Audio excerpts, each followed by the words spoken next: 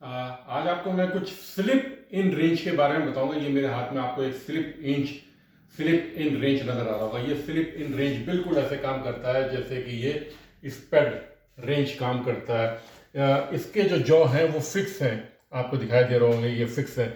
लेकिन ये जो है ये एडजस्टेबल है। तो आप इसको करीब से देखेंगे तो इसके ऊपर आपको लिखा हुआ भी नजर आ जाएगा, slip and lock nut range. तो ये slip and lock nut range है। तो बहुत सिंपल सा है। इसके अंदर ये बिल्कुल एडजस्टेबल रेंज की तरह होता है। इसके अंदर ये चीज़ मौजूद है जिसको कि आप अगर इसको मूव करेंगे तो आप ये देख रहे हैं कि ये मूव होके छोटा हो गया, एडजस्टेबल हो गया। और अगर आप इसको करेंगे, इसको खोल दें तो ये बाहर भी आ जाएगा इस तरह करके, और ये चीज़ें बाहर आ जाती है। तो इसको लगाने का तरीका यही है, इसको आप यहाँ पे लगाएंगे, ये लगा के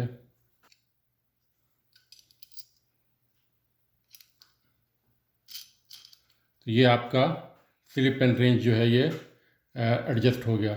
आपको जितना भी चाहिए आप इसको उतना ही आप इसको रख के इसको साइड करें, और इसके बाद आप यहाँ से इसको टाइट कर दें तो अभी उस रेंज में हो गया। तो ये इस्तेमाल कहाँ होता है? तो ये इस्तेमाल बिल्कुल इसी तरह होता है जैसे कि ये वाला होता है। मैं इसके अंदर आपको छोड़ा, ये आपका किचन में कमोड पे मैं आपको दिखाता हूँ यहाँ पे कि ये वाली इस वीडियो में आप देखेंगे अगर, तो मैं आपको दिखाता हूँ। तो मैं आपको ये वीडियो में ये जो है आपने देखा होगा, आपको ये नट दिखाई दे रहा होगा यहाँ पे, ये नट ये जो कि ना लॉक नट है। तो हमें इसको खोलने के लिए जो है आमतौर पे ये इस्तेमाल करना पड़ता है। तो ये हम इसको यहाँ पे रख लेते हैं क्योंकि ये इंतहाई पतला सा नट है।